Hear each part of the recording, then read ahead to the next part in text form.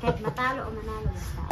May mga nagsasabi sa comment na dapat hindi magtagal si Mylene sa Davao, baka mamaya matulad kila Nanita at Madeline, pero grabe talaga ang lalim ng pag-iisip ng naturang bata dahil iniisip talaga niya ang kanyang pangarap tulad ng sinabi niya na kahit manalo o matalo at least pinakita na ginawa mo ang best mo. Mula nakilala ni Sir Paul ito na natili talaga kung ano siya noon, ganun pa rin hanggang ngayon dahil syempre mga mababait ang mga pumupup, lagi nila malamang mga ito pinapayuhan kung ano ang dapat. At bilang panganay sabi niya kailangan na magiging mabuti ka para sundan ng mga kapatid, bagay na tama nga naman. Ang swerte din ng kanyang mga magulang sa likod ng muntik na nila ipasawa noon. Pero todo sa kota din naman nila ngayon at gustong-gusto din nilang makatapos ang kanilang anak na si Mylene, kaya bantay sarado din kapag nasa Davao siya, hindi nila hinahayaan umaalis na mag-isa. Nagmamalaki ako.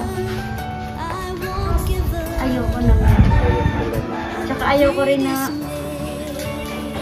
iisipin ko na mas lakas ako. Ayoko rin ng ganun. Kasi alam ko na galing ako sa mahirap na sitwasyon. Tsaka, siyempre hindi ko rin kakalimutan yung wala ko ng galing. Pero may pangarap ako. Maisip ko naman na gagawin ko yung pinaka-the-best para maipakita ko sa kanila. Yun, ginawa ko rin. Ginawa mo ang lahat. Ang lahat para manalo. Kahit matalo o manalo basta. Kasi naisip ko kasi na, nagmamayabang.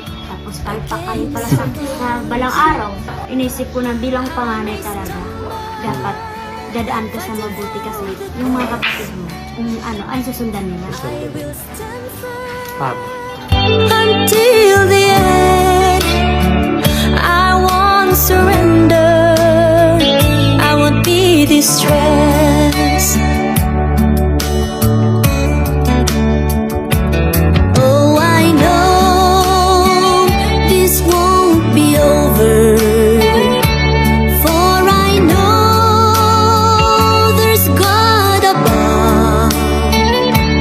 Yes, I know He won't forsake me. I keep my faith and keep my